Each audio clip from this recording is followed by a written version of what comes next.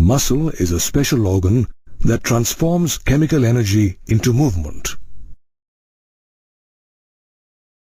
How do you think our muscles contract when we smile, jump, or cycle? The mechanism of muscle contraction is well understood by the sliding filament theory. According to this model, muscle fibers contract when thin or actin filaments slide over the thick or myosin filaments.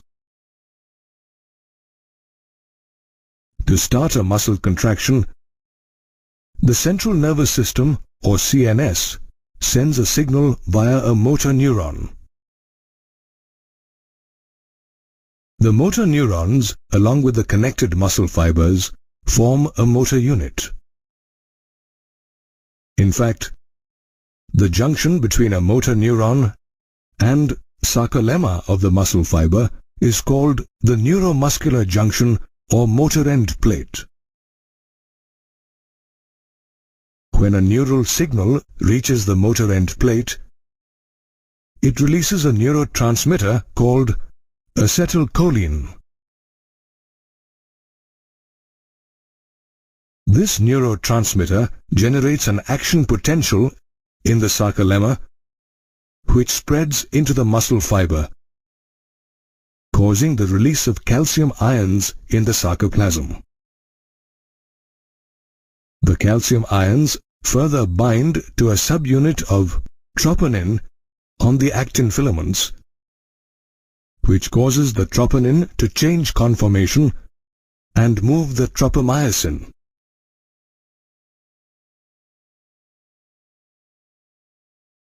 This unmasks the active sites on actin for myosin to bind to it after consuming energy released by ATP hydrolysis.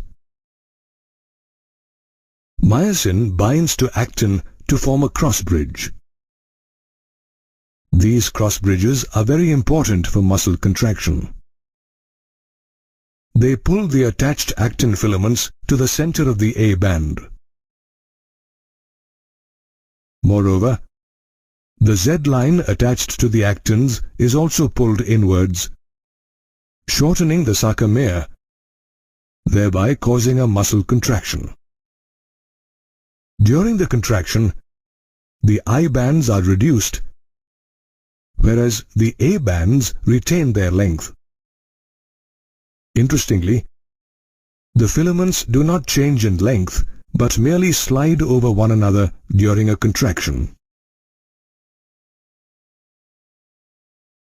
The myosin then releases ADP and inorganic phosphate to go back to its relaxed state, after which a new ATP binds to the myosin head and the cross-bridge is broken.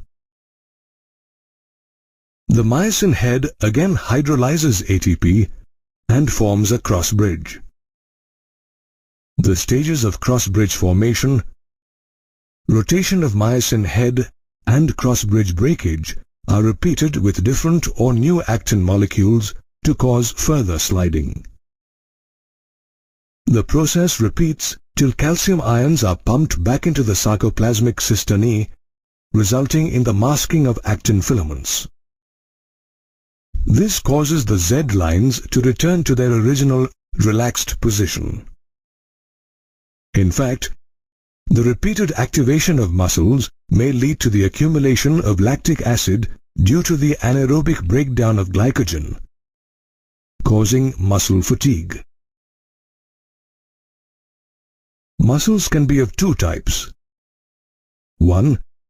Those that undergo aerobic respiration, and 2. Those that depend on anaerobic process for energy. Muscles that respire aerobically are also called red fibers. They are thus named because these muscles contain a red pigment called myoglobin that stores oxygen. These muscles also have several mitochondria that consume the stored oxygen for ATP production.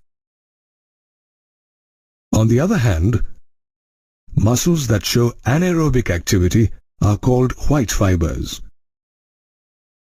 They are thus named because they have very little myoglobin.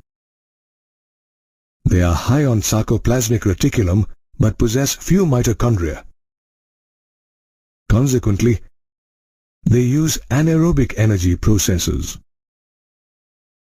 All muscles, however, irrespective of showing aerobic or anaerobic activity, contract via the sliding filament mechanism.